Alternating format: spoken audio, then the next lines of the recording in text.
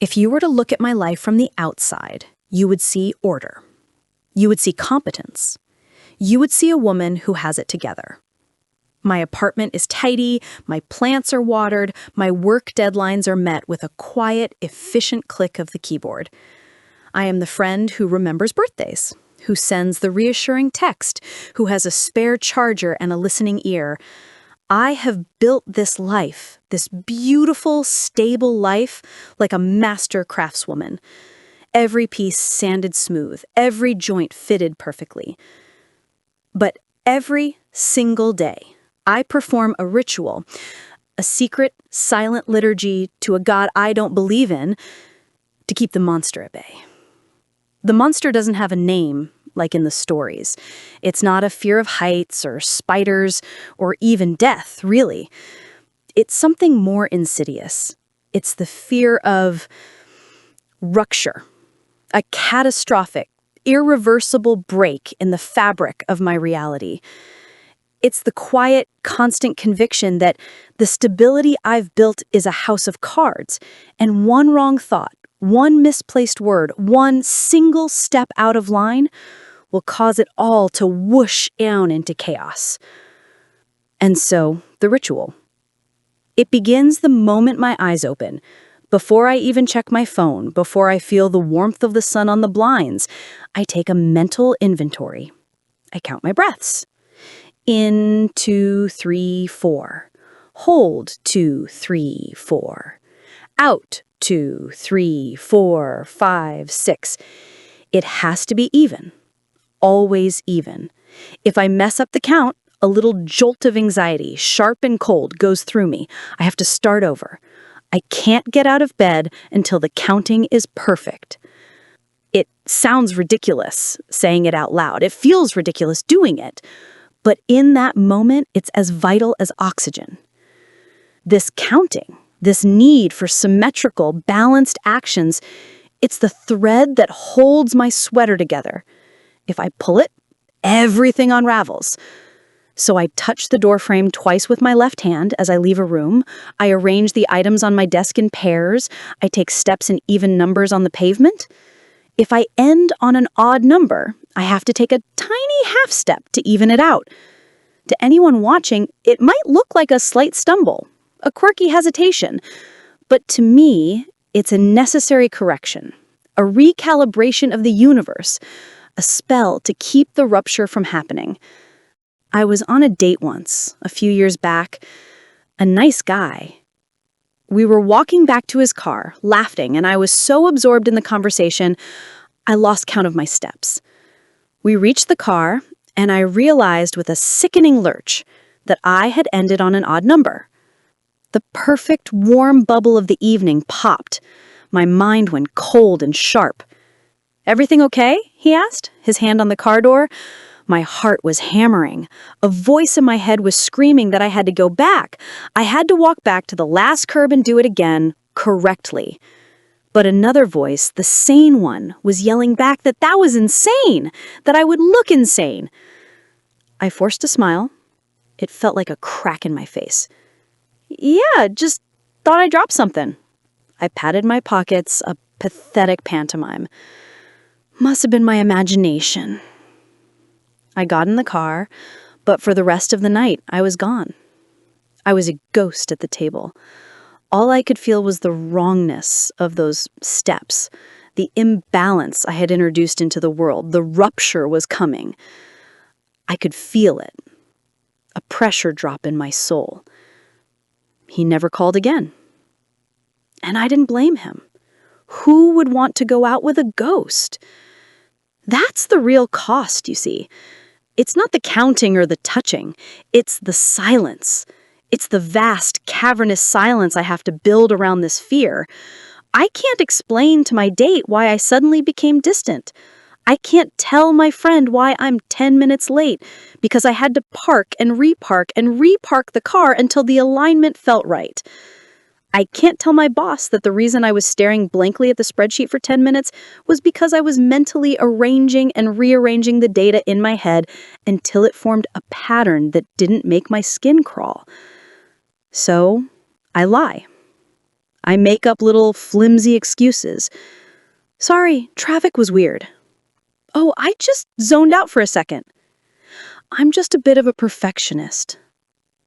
The biggest lie of all is the one I wear on my face every day. The calm, competent smile. It's the facade. And behind it, I am the craftswoman, desperately holding the walls of my beautiful life together, while inside, I am always listening for the sound of the first card beginning to fall. To understand the monster, you have to meet the child who created it. She was 7 years old, and her world was a small, sun-drenched house that smelled of lemon polish and freshly cut grass. Her name was Alara, and she lived in a universe of rules, most of them unspoken. The biggest rule was this: be good. Being good meant being quiet when the adults were talking, it meant straight A's on her report card, and it meant winning. I was Alara, and the catalyst, the single event that forged my fear from mere anxiety into a full-blown phantom, was the second grade spring piano recital. The memory is etched in my mind with a painful clarity. The scratchy feel of the starched pink taffeta dress my mother had zipped me into, the way my patent leather shoes shone like black mirrors under the harsh lights of the school auditorium, the smell of dusty velvet curtains and nervous sweat. I was to play Twinkle, Twinkle, Little Star. Not the simple version, but the one with the complicated left-hand part, the arpeggios. I had practiced for months. My tiny fingers had ached, curling over the keys in our living room, repeating the measures until they were perfect. My father would sit in his armchair, nodding. Again, Alara, get it right. Getting it right was the air we breathed. It was the currency of love. Backstage, a line of fidgeting children. We were a flock of bright, anxious birds. Mrs. Albright, with her kind, tired eyes, patted my head. You're our star, Alara. You'll be magnificent. The pressure was a physical weight on my small chest. I wasn't just playing a song. I was upholding a family reputation. I was being good. Then it was my turn. The stage lights were so bright they bleached the color from the first 10 rows of faces. I could see my parents, 2 smudges in the crowd. I walked to the giant black piano, my heart a frantic drum against my ribs. I sat on the cool, hard bench, arranged my skirt, and placed my hands on the keys. The familiar topography of ivory and ebony. Home. I began. The first notes were clean, precise. I hit the initial arpeggio, and it sounded just like it did in the living room. A wave of relief washed over me. I was doing it. I was being good. And then it happened. My mind skipped. Like a stone on a lake, it touched down and then bounced into the void. My left hand, mid-measure, froze. It wasn't a matter of forgetting the notes. It was a total, catastrophic systems failure. The connection between my brain and my fingers was severed. The music, which had been a flowing river in my mind, evaporated into silence. My right hand, confused, played a single, lonely, wrong note. It echoed in the hushed auditorium, a grotesque, clanging mistake. The silence that followed was worse than any noise. It was a living, suffocating thing. I could feel hundreds of eyes on me. I heard a stifled giggle from somewhere in the audience. My face burned, a torrent of blood rushing to my cheeks. I looked out, desperate, and found my parents. My mother's hand was over her mouth. My father's face? His face was a mask of something I couldn't name then, but I can now. It was disappointment. Sharp, cold, devastating disappointment. In that single ruptured moment, my 7-year-old brain forged a permanent, unshakable connection. It wired together a catastrophic public failure with the disapproval of the people whose love I needed most.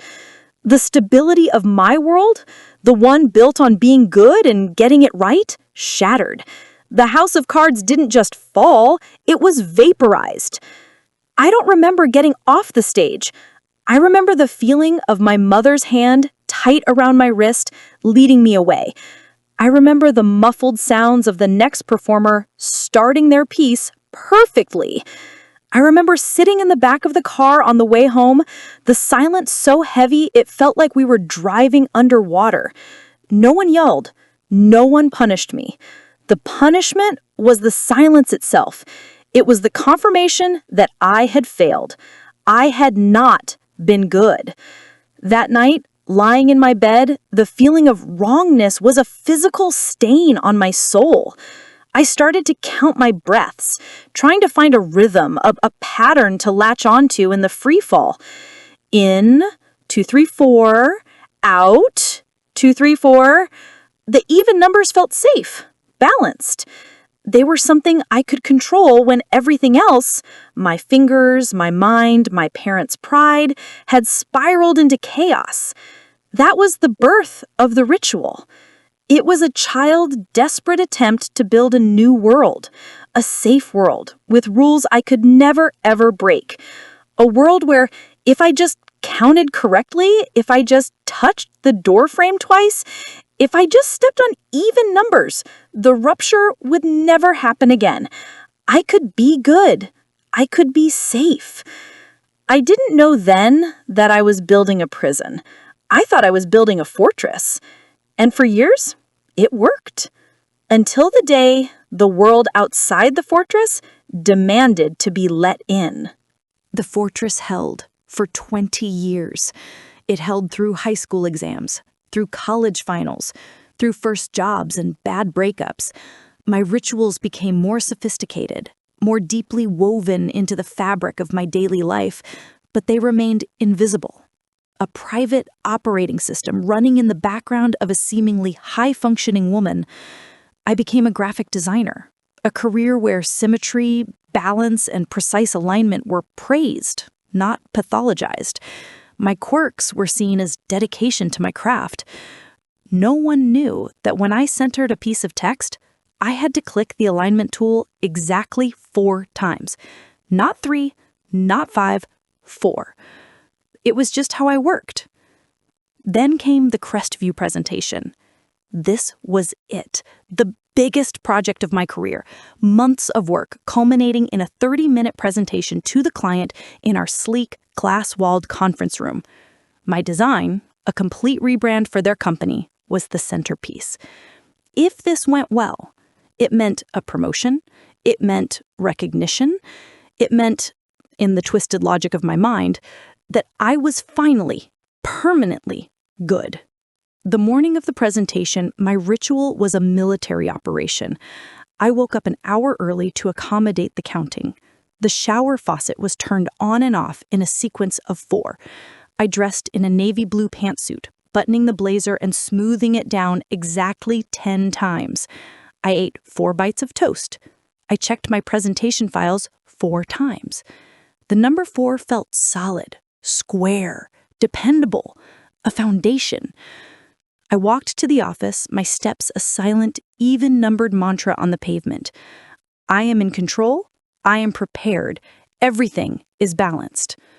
The conference room was all sharp angles and cold light. The large polished table reflected the pale faces of my colleagues and the stern, expectant faces of the Crestview executives.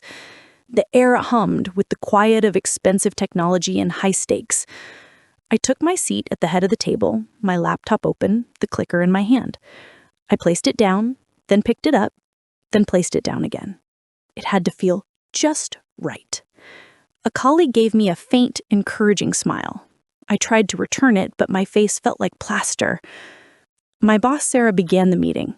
The team has done incredible work, and Alara is going to walk you through the vision. All eyes turned to me. The same feeling as the auditorium, the bright lights, the expectant silence, the weight of being the star. I stood, clicked the button, and the first slide, A beautifully minimalist logo concept appeared on the massive screen. My voice came out steady, surprisingly clear.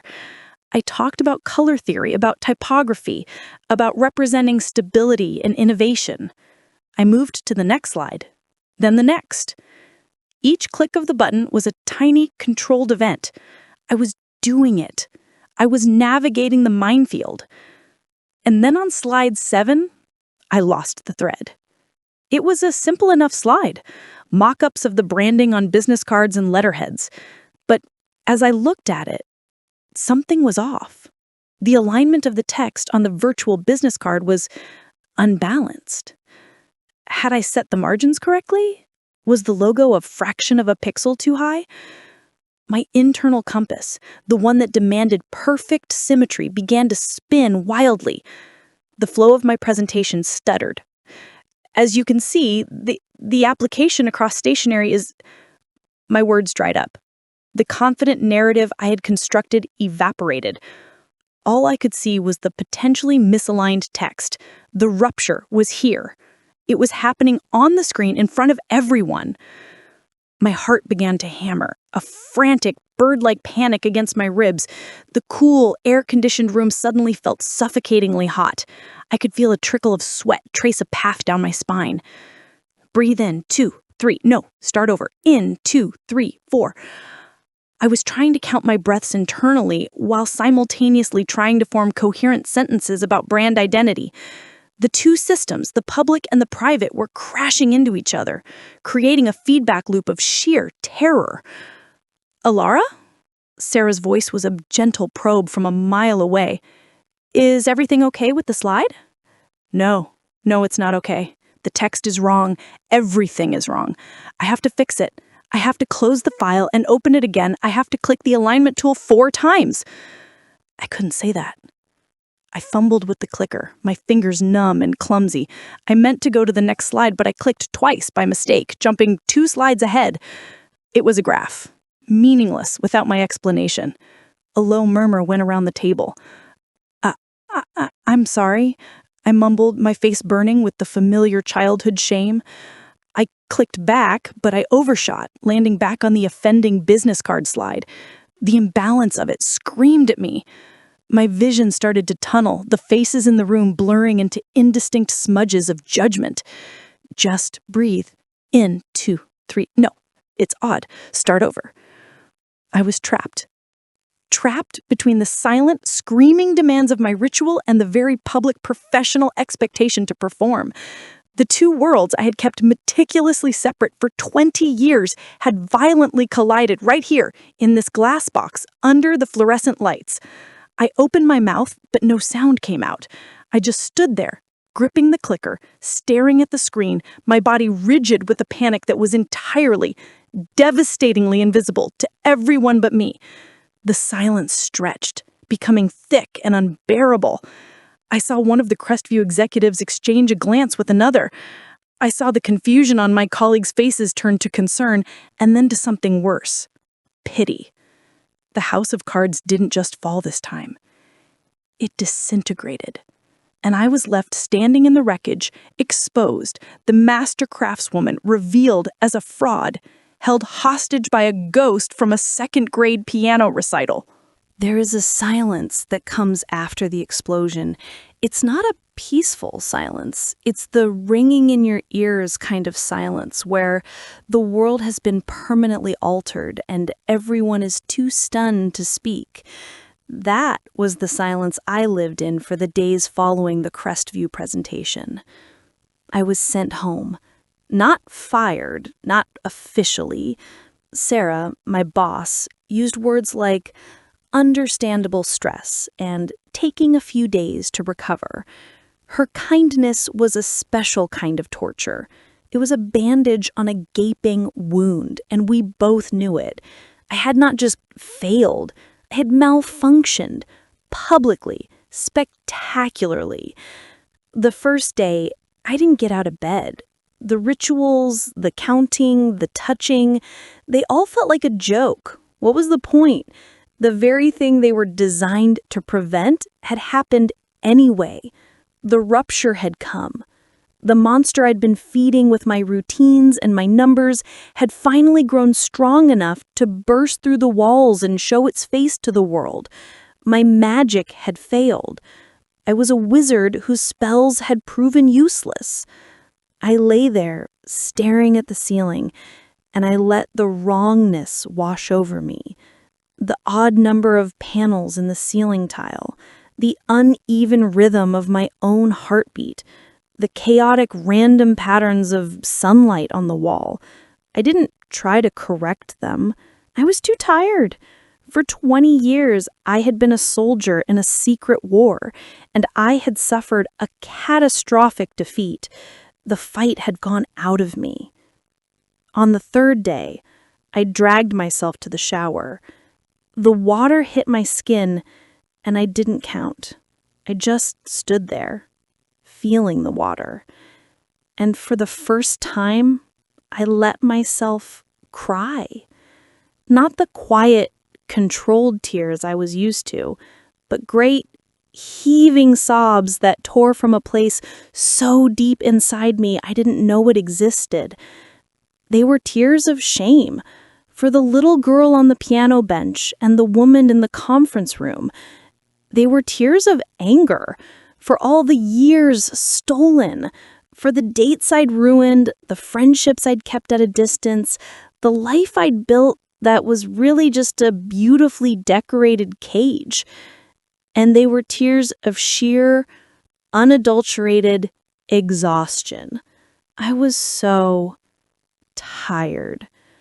Tired of the constant internal commentary, the relentless auditing of every move, tired of the fear, tired of the silence.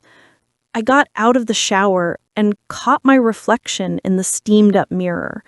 I didn't see a competent craftswoman. I didn't see a fraud. I saw a person, hollowed out and broken. And in that moment of utter brokenness, a single, clear thought emerged, like a shaft of light through storm clouds. I cannot do this anymore. It wasn't a decision born of strength. It was a surrender, a white flag raised to the universe. I had spent my life trying to control the chaos, and the weight of that control was now crushing me. The only option left was to stop, to let go. I walked into my living room, the room I kept so meticulously balanced, and I picked up my laptop. My hands were shaking. This felt more terrifying than the presentation. This was voluntarily walking towards the rupture. I opened a search engine. The cursor blinked in the blank field. An accusation. I took a breath, a real, uncounted breath, and I typed 5 words. Help for obsessive-compulsive disorder. I had never said the words out loud. I had barely let myself think them. OCB. It was a label I'd run from my entire adult life, associating it with hand washing or light switch flicking, things I didn't do. My monster was more sophisticated, I told myself, more intellectual. But as I scrolled through the descriptions, the intrusive thoughts, the compulsive rituals to neutralize the anxiety, the secret shame, it was like reading my own biography. The specifics were different, but the architecture of the prison was identical. I found a name, Dr. Ira Levine, a psychologist specializing in cognitive behavior therapy and exposure and response prevention. There was a photo of him on his website. He had kind eyes. I stared at the phone number listed there. It was a sequence of digits, odd and even mixed together, a chaotic, unpredictable number, and I had to dial it. My finger hovered over the first digit. The old voice screamed in my head, "Don't! It's not safe. What if you say the wrong thing? What if he tells you you're beyond help? What if this itself is the wrong thing to do?" But a newer, quieter voice, born from sheer exhaustion, whispered back, "What if it's not?" I pressed the button. The phone rang. Once, twice, my throat was tight. A receptionist answered. "Dr. Levine's office, how can I help you?" I opened my mouth. My voice was a rasp, a stranger's voice. "Hello," I said. "My name is Alara. I think I need to make an appointment."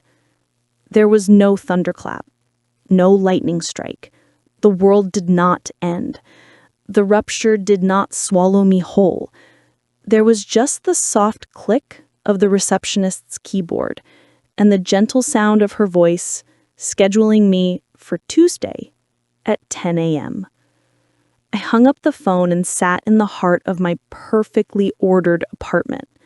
Nothing had changed, and yet everything had. I had admitted out loud to another human being that I was not okay. I had spoken the unspeakable, and the ceiling had not caved in. The floor was still beneath my feet. The monster was still there. I could feel its shadow. But for the first time, I had turned on a light. And in that light, I saw that I wasn't in a fortress. I was in a prison. And I had just asked for someone to help me find the key.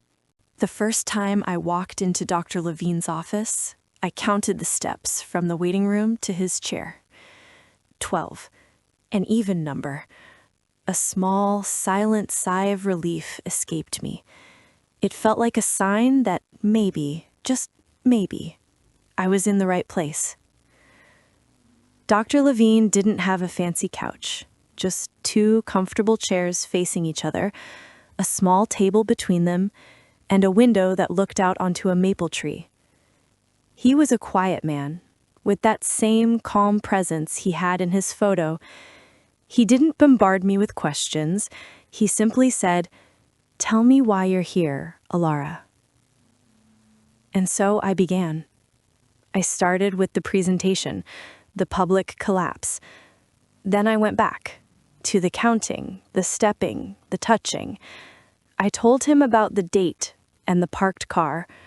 And finally, my voice barely a whisper, I told him about the little girl in the pink taffeta dress and the silent car ride home. I showed him the blueprint of my prison. He listened. He didn't look shocked or pitying. He nodded, as if I were describing the mechanics of a watch, and he was simply understanding how the gears turned. "What you're describing," he said gently, "is a brilliant, sophisticated survival system. Your mind, at 7 years old, created a set of rules to protect you from an unbearable feeling of shame and failure. It worked. For a long time, it worked. The problem is, the system is no longer serving the adult you. It's holding her hostage." That reframe was a seismic shift. I wasn't broken. I wasn't a fraud. I was a survivor who had outgrown her armor. Therapy wasn't about magically erasing the fear. It was about learning to live alongside it without letting it drive the car. Dr. Levine called it exposure and response prevention. In practice, it felt like learning to walk through fire. My first homework was to leave a book slightly askew on my coffee table and not straighten it. I sat on my couch for 45 minutes, my entire body buzzing with anxiety, my eyes glued to that book. It screamed wrongness at me. The urge to get up and fix it was a physical pull, like a magnet in my chest. But I didn't. I just sat and breathed and let the anxiety wash over me like a wave until, eventually, it receded. The book was still crooked, and I was still alive. The rupture had not come. It was the hardest thing I had ever done. We moved on to bigger things. I practiced walking down a hallway and purposely ending on an odd number of steps, and then just keeping walking. The first time I did it, I felt a jolt of panic so severe I nearly vomited. But I kept walking. I pressed the elevator button just once. I wore mismatched socks. Each act was a tiny rebellion, a declaration of independence from the tyrant in my mind. It was exhausting, painful work. There were days I left Dr. Levine's office and cried in my car, convinced I was just broken beyond repair. The monster didn't go quietly. It fought back, hissing that I was being reckless, that I was inviting chaos, that I was no longer good. But slowly, something else began to happen. In the spaces I created by not performing the rituals, small moments of quiet began to bloom. One day, I realized I had been so absorbed in a conversation with a coworker that I had walked all the way to the kitchen without counting a single step. The world had not ended. The sky had not fallen. I had just gotten a cup of coffee. That was the real magic, not the absence of fear, but the presence of life in its place. I am not cured. I doubt I ever will be. The neural pathway carved that night after the piano recital is a well-worn track, but now I'm building new paths alongside it. When the old fear rises, I have a new mantra, given to me by Dr. Levine. I am having the thought that something bad will happen if I don't count. It is just a thought. It is not a command. Some days the fear is a whisper. Other days it's a roar. But now I know I can breathe through the roar. I can acknowledge the monster, thank my younger self for her brilliant, desperate attempt to protect me, and then make a different choice. The other day, I was walking in the park. The autumn leaves were crunching under my feet. Old habits die hard, and I found myself starting to count. But then I stopped. I just listened to the crunch. I felt the cool air on my face. I watched a dog chase a squirrel, a chaotic, joyful explosion of movement. I took a breath, a deep, uncounted, gloriously uneven breath. My life is no longer a house of cards that needs perfect balance to survive. It's become a garden. Some things are orderly, by my choice. Other things are wild, overgrown, and beautifully, messily alive. The fear is still here, but it's no longer the gardener. It's just a weed, and I am learning, slowly and gently, how to tend my own soil. If you are listening to this and you have a secret ritual, a silent monster of your own, I am not here to tell you it's easy to face it. It is the hardest thing you will ever do. But I am here to tell you that on the other side of that exhaustion, there is a breath. A first, real, uncounted breath, and it is worth every moment of the fight.